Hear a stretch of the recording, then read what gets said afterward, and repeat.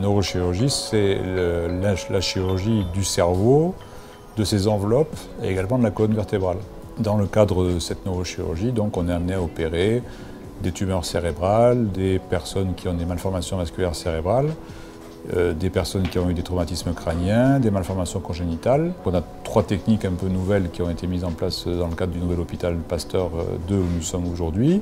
La première technique, c'est une technique qui consiste à faire de la chirurgie éveillée sur les tumeurs cérébrales, qui est une technique qui a été diffusée dans d'autres centres, puisqu'à Montpellier, le professeur Dufaux fait ça depuis un certain nombre d'années, mais qu'on a mis en place ici à Nice, et qui permet d'opérer des tumeurs en zone dite éloquente, notamment en faisant de la chirurgie éveillée. On peut étudier le langage pendant la chirurgie d'ablation de la tumeur et permettre de préserver cette fonction du langage, par exemple.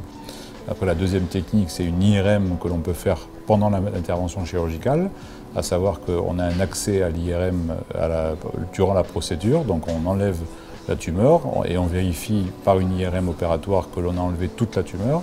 Et si on voit qu'il reste un fragment de la tumeur qui n'a pas été enlevé parce que ça ressemble au cerveau, parce qu'il y avait des zones à risque, on peut éventuellement refaire un geste complémentaire pour être radical sur la tumeur. Et la troisième technique, c'est l'organisation de la stimulation cérébrale profonde en ayant des outils comme le robot et comme un système qui s'appelle le système OARM qui permet de bien préciser la position de l'électrode dans l'espace avec un bras porteur qui est le robot qui amène l'électrode où on veut l'amener, donc une précision accrue, et un système de vérification de la position de l'électrode avec ce système de radiologie péropératoire.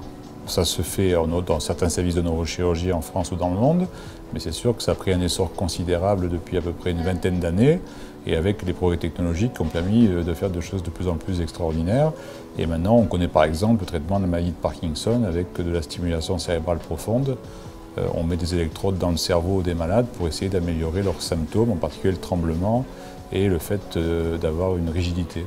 La technique de base de stimuler le noyau sous-thalamique avec l'électrode, c'est une technique qui est utilisée depuis de nombreuses années. Ce qui est un petit peu plus moderne dans notre établissement, c'est le fait d'avoir des moyens de précision plus importants et de pouvoir aller plus vite. On gagne du temps, c'est sûr. Une procédure qui durait 8 ou 9 heures par le passé, maintenant on peut arriver à la faire en 4-5 heures. Donc déjà on gagne 4 heures sur la procédure.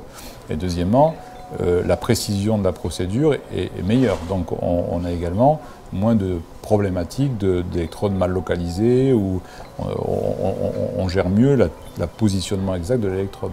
Là, je vous ai pris un exemple de maladie de Parkinson. Bon, maintenant, il y a d'autres types de pathologies fonctionnelles qu'on peut traiter. Ça a été utilisé dans l'obésité morbide, ça a été utilisé également pour la dépression. Et ça peut être utilisé, on est en train de travailler, et certains centres américains travaillent sur la maladie d'Alzheimer, sur la mémoire. Donc pour essayer d'améliorer la mémoire.